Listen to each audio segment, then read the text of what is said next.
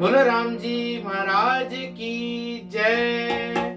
सद्गुरु सुखराम जी महाराज ने धन्य हो धन्य हो। सद्गुरु श्री राघोदास जी महाराज ने धन्य हो धन्य हो। नमो नमो सुखराम जी। राम संत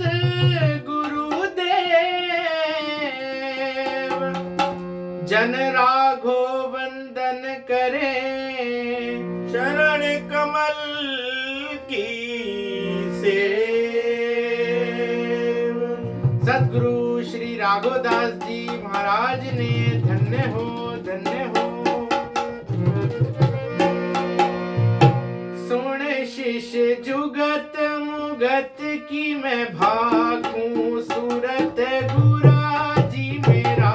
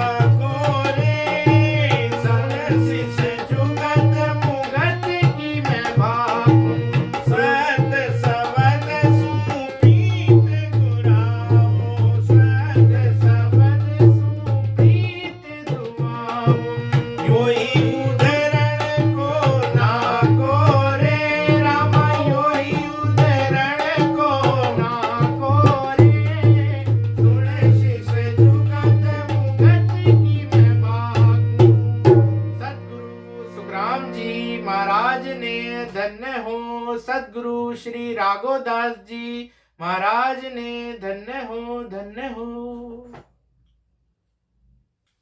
अनंत सम्राट सदगुरु सुखराम जी महाराज के शिष्य सदगुरु राघोदास जी महाराज फरमाते हैं अपनी वाणी में कि सुन सिस जुगत मुगत की भाकू सुरत गुराजी में राखो रे। महाराज जी कहते हैं कि मैं तुम्हें मुक्ति का मार्ग बताता हूं,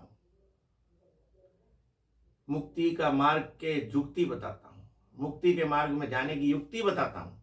कह रहे हैं कि सुन सिस जुगत मुगतरी भाकू सुरत गुराजी में राखो रे। सुरती हमें अपनी कहां रखनी है? गुरु जी के चरणों में। महाराज कह रहे हैं कि ध्यान मूलम गुरु मूर्ति पूजा मूलम गुरु पदम। ध्यान मूलम गुरु मूर्ति पूजा मूलम गुरु पदम और मंत्र मूलम गुरु वाक्यो मोक्ष मूलम गुरु कृपा। ध्यान मूलम गुरु मूर्ति, हमें ध्यान का काय का करना है? अपने सदगुरु जी की मूर्ति का। ध्यान मूलम गुरु मूर्ति पूजा मूलम गुरु पदम, और पूजा काय के करनी है? सदगुरु के चरणों की। मंत्र मूलम गुरु वाक्यो, जो उनके वचन है उनको धारण करना है। और मोक्ष मूलम गुरु कृपा। महाराज जी कह रहे हैं जब गुरु की कृपा होती है तो फिर मोक्ष का मार्ग मिल जाता है। इस तरीके से महाराज जी समझाते हैं कि सुन सिस जुगत मुगत की भाकू सुरत गुराजी में राखो रे। सब शिष्यों को महाराज जी समझाते हैं कि जो गुरु के चरणों में ध्यान लगा करके रहता है और एक सतगुरु के सहारे रह करके निज नाम की आराधना करता है, सिमरण करता है, सांसों सांस भजन करता है, तो महाराज फरमाते हैं उसके जीव का कल्याण हो जाता है। सत सबदसु प्रीत दुलावो, यही उदाहरण को ना को। महाराज जी कह रहे हैं कि सच्चा प्रेम का ऐसे करना है? सत शब्द से। सत शब्द कैसे मिलेगा हमें? महाराज जी कह रहे हैं कि काष्ट मथन सु अग्नि निकसे और दधी मथन सु घी, तो श्वास मथन सु संत दास जीव हो तसी। जैसे लकड़ी की रगड़ करने से अग्नि प्रकट हो जाती है और दही को मथने से मक्खन निकल जाता है, ऐसे ही जब राम नाम से सांसों का मथन होता है तो उसमें निज नाम प्रकट हो जाता है, निरंतर शब्द प्रकट हो जाता है। तो महाराज जी अब बता रहे हैं ये संसार नरक की खाई जासू रह जो न्यारो रे। ये संसार क्या है? महाराज जी बता रहे हैं कि नरक जाने का रास्ता है। क्यों? कि काम क्रोध लोभ मोह अहंकार ये बाण है जो हमको लगते हैं। इसमें चाहे काम हो या क्रोध हो या मोह हो या लोभ हो या अहंकार हो। तो महाराज कह रहे हैं कि मोह भी एक तरीके का बाण है। अगर हम अपने परिवार से ज्यादा मोह करते हैं तो मोह के चक्कर में हमसे भजन नहीं होगा और हम उन्हीं के चक्करों में फंस करके अपना जीवन जो है बेकार कर देंगे। तो यहां महाराज बता रहे हैं कि ये संसार नरक की खाई, इसमें ज्यादा घुलो मिलोगे तो ये नरक की तरफ ले जाएगा तुम्हें। यासू रह जो न्यारो रे, इससे जो है वो न्यारे होकर रहो। न्यारा कैसे रहना है? कह रहे हैं महाराज जी के मुर्गा बी को देखकर मन में उपजा ज्ञान और जल में गोता मार के पंख रहे अलगान। मुर्गा भी पक्षी होता है जो जल में रहता है, लेकिन उसके पर जो है वो वाटर प्रूफ होते हैं। पानी में गोता मार लेता है लेकिन पंख नहीं भीगते, फिर धूल में लौट जाता है लेकिन धूल उसके ऊपर, उन पंखों के ऊपर नहीं लगती। तो ऐसे ही हमें संसार में रहना है, सबका कार्य भी करना है, अपना काम भी करना है, और लेकिन राम भजन जरूर करना है। अगर हम राम भजन नहीं करेंगे तो हमारा जीवन बेकार हो जाएगा। महाराज जी कह रहे हैं सात संगात गंगा में पेसर पीवो निमृत धारा रे। संतों की संगत और संतों का ज्ञान गंगा जल के समान है, अमृत के समान है। यह अमृत धारा जिसे मिल जाती है तो उसके जीव का कल्याण हो जाता है। सतगुर वचन कहे कोई खारो अवगुण मति विचारो रे। महाराज जी कहते हैं कि सतगुरु अगर तुमसे कोई ऐसा वचन बोल दे तो तुमको बुरा लगे तो उसका बुरा मत मानो। ज्यो ज्यो त्रास सहे सतगुरु की, ज्यो थारो होवे भलारो रे। जैसे जैसे सतगुरु का क्रोध आप सहन करेंगे तो सतगुरु आपको मुक्ति का मार्ग दिखा देंगे। क्यों? कि उनकी डांट में भी कुछ भलाई छुपी हुई होती है। जैसे कुम्हार बर्तन को बनाता है, मिट्टी का बर्तन, और वो उसको थापी से पीटता चला जाता है, तो वो थापी से ऐसा पीटता है कि उसको धीरे धीरे धीरे धीरे बना करके तैयार कर देता है, बड़ा कर देता है, लेकिन कभी इस हिसाब से उसको वो नहीं मारता कि वो बर्तन उसका टूट जाए। ऐसे ही सतगुरु की डांट होती है। सतगुरु अगर कुछ बोल भी दें तो उसमें शिष्य की भलाई होती है। तो महाराज जी कह रहे हैं कि सतगुरु वचन कहे कोई खारो, अवगुण मति विचारो रे। ज्यो ज्यो त्रास सहे सतगुरु की, ज्यो थारो होवे भलारो रे। जैसे जैसे सतगुरु आपको ज्ञान सुनाते हैं, कोई बात आपको बुरी भी लगती है तो उनकी बात का बुरा मत मानो। उनकी बुराई में भी, डांट में भी आपकी भलाई छुपी हुई है। सुख दुख आन पड़े कोई भारी, हारक शोक मत आलो रे। महाराज फरमाते हैं कि सुख दुख जो है वो हमारे साथी हैं। महाराज जी कहते हैं कि सुख भी हमें प्यारे हैं, दुख भी हमें प्यारे हैं, छोड़ू किसको भगवन, दोनों ही हमारे हैं, दोनों ही हमारे हैं। सुख और दुख संसार में आते हैं, ये हमारे दोनों साथी हैं, और संसार में सुख दुखों से कभी घबराना नहीं चाहिए। जैसे जैसे दुख आते हैं तो वो हमारे लिए भलाई लेकर के आते हैं।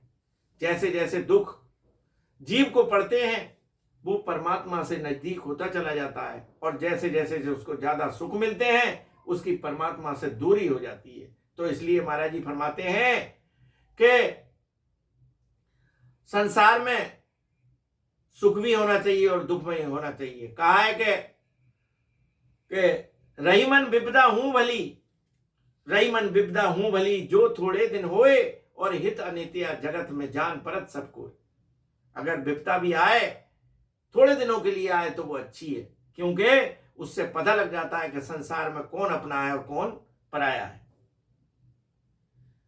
तो आगे महाराज जी समझाते हैं कि सुख दुख आन पड़े कोई भारी, हारक शोक मत आरो रे। तो कोई दुख आ जाए तो उसका शोक मत करो। ज्ञान समझ सु मत समझावो, होण हार सोई जानो रे।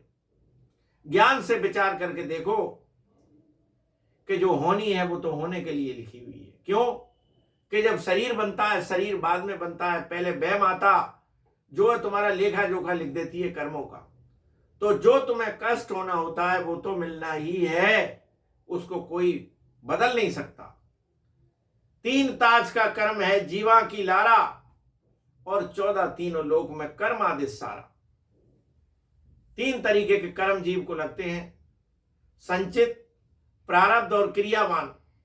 ये तीनों कर्म जो है जीव के लगे रहते हैं, और ये कर्मों के अनुसार जीव को सुख और दुख मिलते रहते हैं। तो इनसे नहीं घबराना चाहिए। राघो दास कहे सुन सुस्तु, सांची टेक समा बोरे।